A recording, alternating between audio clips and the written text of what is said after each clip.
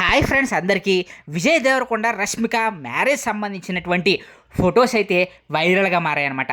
Social మీడియాలో దీనికి సంబంధించిన ఫోటోలు ఇప్పుడు ట్రెండింగ్గా మారి కోట్ల వ్యూస్ వస్తూ లక్షల్లో మరి ఫ్యాన్స్ అయితే షేర్ చేస్తూ లైక్స్ కొడుతూ వస్తున్నారు. దీంతో ఇప్పుడు హైయెస్ట్ వ్యూస్ వచ్చినటువంటి ఈ యొక్క ఎంగేజ్మెంట్కి పెళ్లికి సంబంధించినటువంటి ఫోటోలు ఇప్పుడైతే సోషల్ మీడియా మొత్తం కూడా హల్చల్ చేస్తున్నాయి.